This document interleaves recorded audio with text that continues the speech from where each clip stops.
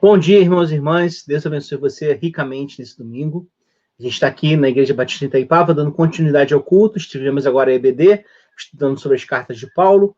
E agora vamos falar sobre a espiritualidade que vem do Evangelho. Na verdade, a gente já começou a falar sobre esse assunto no domingo passado. Então, a pregação está aqui no canal do YouTube, se você desejar assistir.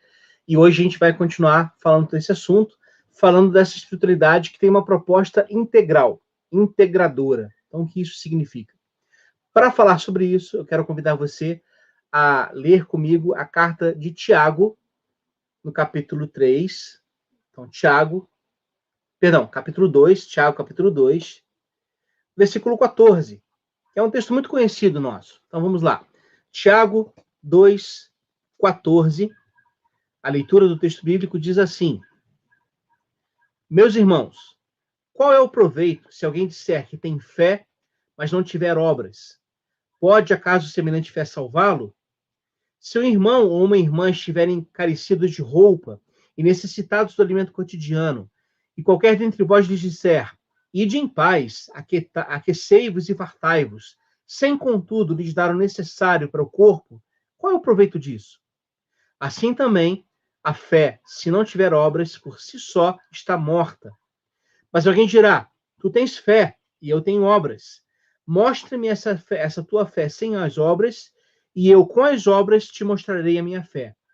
Crês tu que Deus é um só? Fazes bem, até os demônios creem, tremem. Queres, pois, ficar certo, o homem insensato, de que a fé sem as obras é inoperante?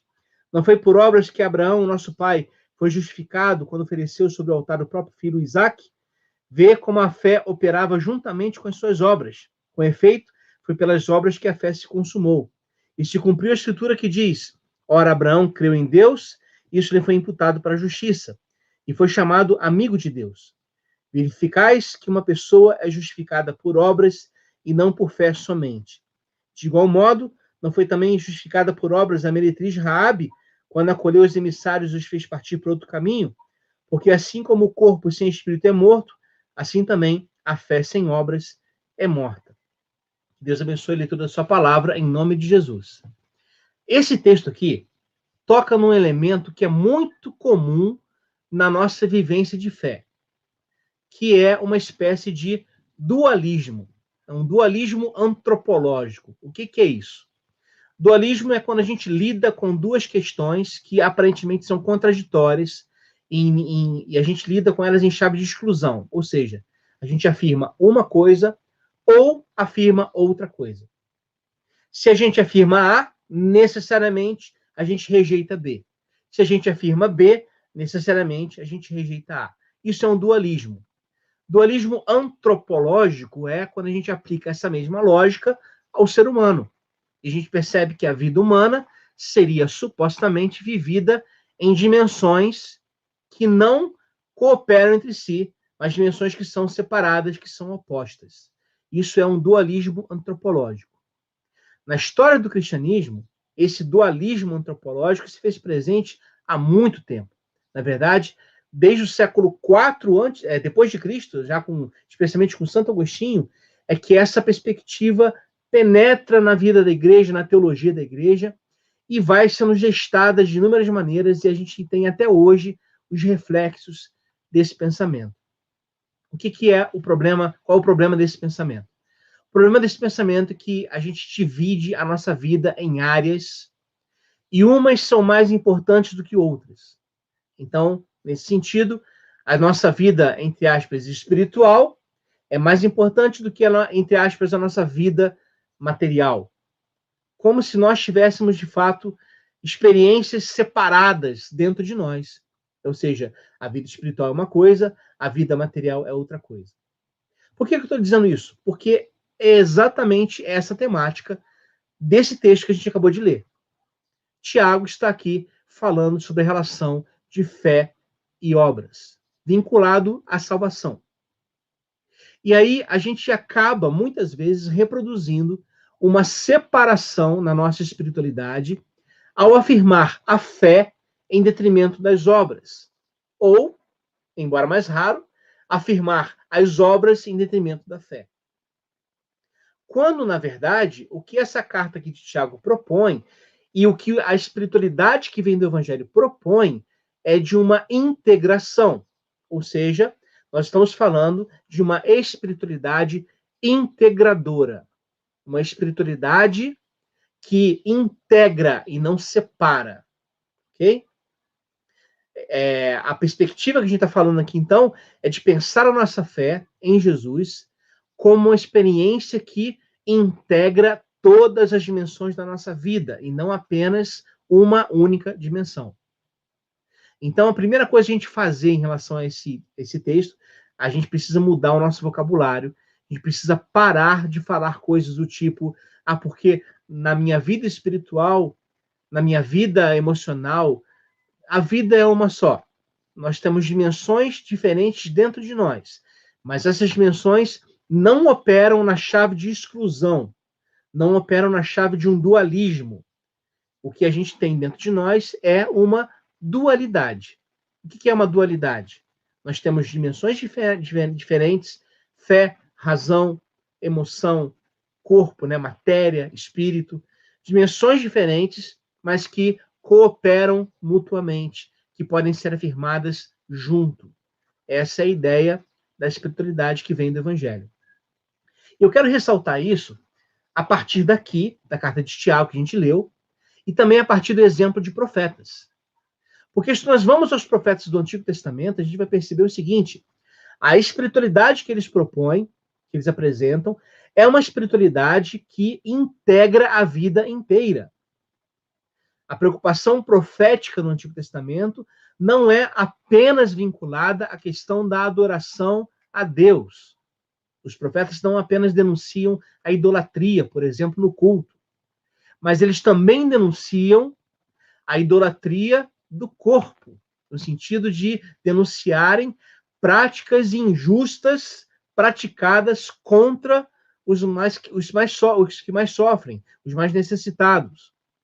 Então, Amós, por exemplo, vai dizer com todas as letras, né? Ora, qual é essa espiritualidade que vocês têm, ó israelitas? Vocês, na verdade, fazem cultos, vocês fazem canções, vocês fazem encontros espirituais, porque é disso que vocês gostam. Mas na prática, diz o profeta, na prática, vocês estão junto com quem pratica injustiça. E aí o profeta vai dizer, olha, vocês estão vivendo e apoiando realidades que não condizem com a realidade de Deus. No trato com o outro, no trato com as pessoas, sobretudo as que mais sofrem, vocês estão na posição de gente que oprime. Vocês estão, na verdade, servindo como instrumento de opressão na vida dessas pessoas. E vocês se escondem na liturgia do culto que vocês apresentam. E aí Amós diz, essa liturgia é inútil. Isaías, de igual forma, vai dizer o seguinte lá no capítulo 1. Ó, vocês, príncipes de Sodoma e Gomorra. Ele está falando para israelita, gente. Chamar um israelita de Sodoma e Gomorra é uma ofensa terrível. E aí, Deus, pelo profeta, vai dizer o seguinte: de que me adianta a mim a multidão dos vossos cultos, dos vossos sacrifícios, das vossas liturgias, das vossas canções, dos vossos louvores? Eu, diz Deus, eu não suporto mais ouvir a pregação de vocês. Eu não suporto mais ouvir a voz de vocês, os cânticos que vocês apresentam. Me dá náusea. Por quê? Porque vocês louvam, mas na prática de vocês continuam insistindo em ações que vão penalizar as pessoas, que vão fazer o mal ao órfão, à viúva, ao pobre, ao levita, ao estrangeiro, como diz lá o profeta Isaías. Então, diante disso, gente, o que é a proposta do Evangelho? É uma proposta integradora. A nossa espiritualidade, ela precisa levar a sério tudo o que somos e quem somos. A nossa espiritualidade não diz respeito apenas às coisas do céu. Porque, como diria Martin Luther King Jr., uma espiritualidade, uma religião que apenas preza pelas coisas do céu, é seca como poeira. Ou então, como diria o teólogo René Padilla, uma espiritualidade, uma evangelização que está muito preocupada com aqueles que morrem sem Cristo, mas que não está preocupada com quantos dos que assim morrem são vítimas da fome. Essa religião é falsa, é hipócrita. Uma espiritualidade que está mais preocupada com a liturgia do templo em Jerusalém e menos preocupada com sujar as mãos, simbolicamente falando, na vida, para tratar dos homens caídos na beira da estrada, ou para acolher aqueles que a religião não quer. Ou seja, uma espiritualidade que separa a vida em dimensões, essa espiritualidade não vem do Evangelho, não vem de Jesus. A proposta do Evangelho de Jesus é uma espiritualidade integral. Essa é a leitura. Integra tudo que somos. Todo ser que somos. E aí, nesse sentido, qual é a lógica aqui de Tiago? Voltando à carta de Tiago, qual é a proposta de Tiago que ele estabelece? Ora, é muito simples. Vocês estão aí aprendendo a dividir, né? Fé versus obras. Ou se afirma a fé, ou se afirma as obras. E aí Tiago diz, eu garanto a vocês o seguinte, fé e obras são faces de uma mesma moeda. E as obras autenticam a sua fé. Ou seja, o nosso envolvimento concreto no mundo, em busca de um mundo mais justo, um mundo mais fraterno, um mundo em paz, essa nossa ação em busca disto, testifica a nossa experiência de fé em Cristo. Revela que, de fato, nós somos alcançados por Cristo. Porque uma fé que é apenas a afirmação doutrinária de que Deus é Deus, isso, diz Tiago, até os demônios têm. Crês tu que hás um só Deus? Grande coisa. Os demônios também creem nisso e tremem. Nesse sentido, talvez até ganhem mais em relação a nós, porque eles tremem diante disso. E tem muita gente por aí que tem na boca esse senhorio de Deus, mas que não leva a sério as implicações disso na vida. Portanto, a nossa espiritualidade, nosso chamado, a nossa espiritualidade aqui que vem do Evangelho, é essa espiritualidade que vai integrar a vida toda. E aí, voltando aos profetas do Antigo Testamento, a gente encontra os profetas dizendo coisas como essa. Amós dizendo, busquem a Deus, mas não busquem em Betel e nem em Gilgal, que são lugares de culto. O que o profeta está dizendo é o seguinte, olha, Deus não está nos templos. Deus não está nas igrejas. Busquem a Deus, mas não busquem nas igrejas. Batistas, metodistas, presbiterianas, assim, não busquem nas igrejas. Onde é que Deus é encontrado, segundo o profeta? Ele é encontrado no outro. Quando nós nos colocamos a serviço de alguém, nós encontramos Deus. Quando nós atendemos aos pobres, aos necessitados, nós atendemos a Deus. Quando nós damos um pão a quem tem fome, ou água a quem tem sede, ou vestimos quem está nu, ou visitamos e nos importamos com os presos, ou nos importamos com e acolhemos os estrangeiros, quando a gente faz tudo isso, a gente está fazendo para Deus. A gente está fazendo para Jesus. Essa leitura, gente, é a leitura integradora da espiritualidade que vem do Evangelho. Ela se revela no único lugar possível de se revelar, na vida. Porque não há o menor sentido em se praticar uma espiritualidade que é muito bem vivenciada nos espaços litúrgicos da igreja, mas que é incapaz de lidar bem, tratar bem com alguém da família, ou com o vizinho, ou com alguém do trabalho. Uma espiritualidade que lá na igreja canta sobre a graça de Deus, mas que é incapaz de dar esta graça, ou de partilhar essa graça que a gente recebeu com aquelas pessoas para as quais a religião afirma que elas não prestam. Entende o que eu quero dizer? A lógica do profeta, então, ela é busquem a Deus, mas não busquem nos espaços religiosos, porque Deus não está lá. Deus está no único lugar onde a gente pode encontrá-lo, na vida. E a vida inclui tudo, inclusive nosso espaço litúrgico. Porque se nosso espaço litúrgico acontece, se nossas reuniões na igreja acontecem como fruto desse encontro com Deus na vida, então ótimo. O nosso culto será um culto que tem sentido. Nosso culto será um culto com uma espiritualidade integradora. Mas, se a nossa espiritualidade, se o nosso culto, ele é algo à parte da vida, então não tem o menor sentido a gente se afirmar como adoradores e adoradores do Pai. A lógica lá para o profeta Isaías é a mesma.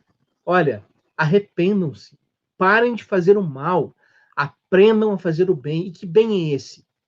Atendam às viúvas, aos órfãos, símbolos bíblicos da pobreza, do pobre, do necessitado.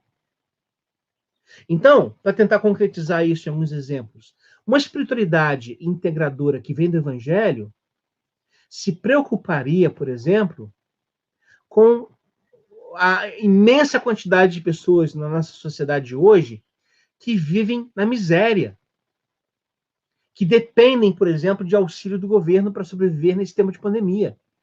A nossa espiritualidade deveria nos levar a lutar para que esse auxílio do governo, que já é muito baixo, mas lutar que ele seja pago, que ele seja dado. Porque não é um auxílio de piedade ou de esmola, é um direito como cidadão das pessoas. Uma espiritualidade integradora neste momento que a gente está vivendo, por exemplo, talvez não se preocuparia tanto em manter templos abertos. Porque muitas vezes os espaços nas igrejas, obviamente, muitas igrejas mantêm todas as questões das normas de saúde necessárias, mas muitas vezes, para chegar até a igreja, os irmãos e irmãs passam por situações nas quais se expõem ao vírus. Então, talvez um ato de espiritualidade integradora nesse momento seja entender que Deus não está lá naqueles templos, Deus está onde nós nos encontramos na vida. Essa perspectiva que vem do Evangelho nos ajudaria, gente, a propor uma espiritualidade, como eu estou falando, que integra todas as dimensões da vida, não separa. E ao fazer isso, a gente vai viver a lógica do Evangelho. Porque essa é a lógica do Evangelho. Jesus, que é a fonte da boa nova do Evangelho, ele não se furtou a estar em lugar algum. Aliás, se a gente pode dizer que teve algum lugar que Jesus não quis muito ir, foram os templos. O templo em Jerusalém, ele vai pouquíssimas vezes. Onde que Jesus é encontrado? Ele é encontrado na mesa. Ele é encontrado partilhando pão. Ele é encontrado de casa em casa, nas ruas, nas praias da Galileia. É lá que ele é encontrado. Então, o nosso caminho pressupõe isso. A nossa espiritualidade pressupõe isso. A nossa espiritualidade integra tudo que somos. E ao fazermos isso, a gente vive o Evangelho. Amém? Que Deus nos abençoe nesse processo de viver essa lógica integradora do Evangelho, que nos convoca a sermos inteiros diante de Deus e não a vivermos em partes. Deus nos ajude, nos abençoe nesse processo, em nome de Jesus. Que Deus te abençoe e te dê um ótimo domingo, com grande graça e paz de Deus, em nome de Jesus. E a gente se vê no próximo domingo, se Deus quiser. Um abraço.